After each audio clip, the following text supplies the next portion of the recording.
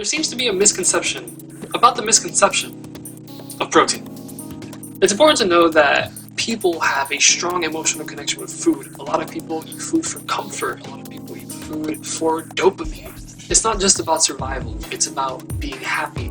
Meat eaters have this strong emotional connection with meat because it's just very filling, it's very salty, it's really warm, and everything about it, like, it's very appealing. And, growing up, when you're going through hardships, the thing that's always there is food.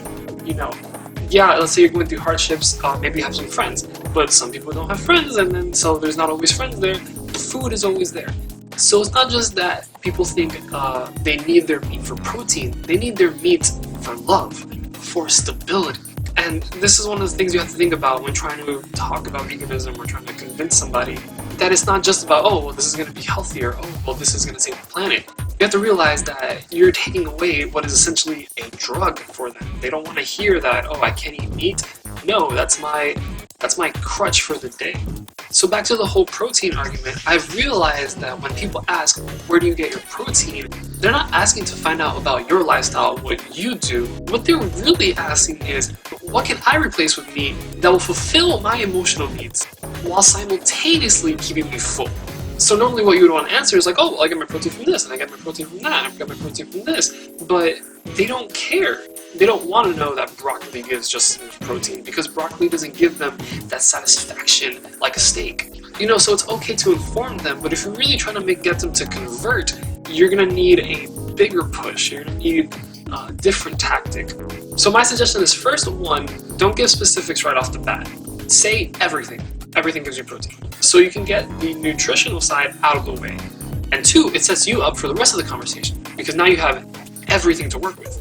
You already set it down like everything gives you protein, so now you can say whatever you want. Anything at all. But, again, you want to target their emotional side. So we have to think, meat is very filling, it's very large, it's very salty, it's very greasy. So what vegan foods can really replace that? And there's no direct answer, because you don't want to just tell them, oh, you can just eat a fake burger, because a lot of them don't want fake burgers, or fake meat, or tofu, blah, blah, blah.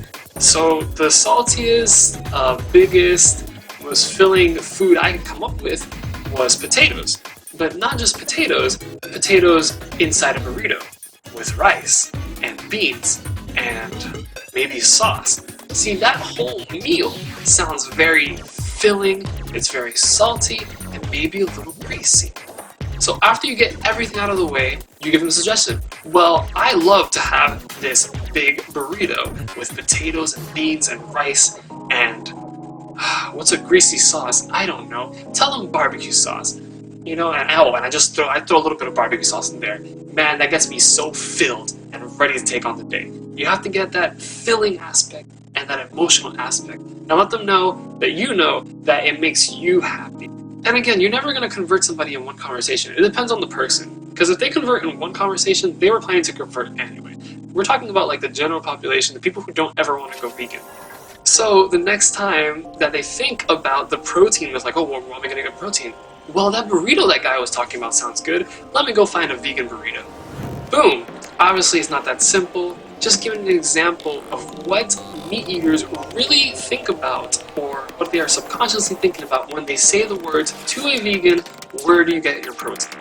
They don't care about where they actually get their protein. They want something big, salty, greasy to fill their bellies and give them their sanity.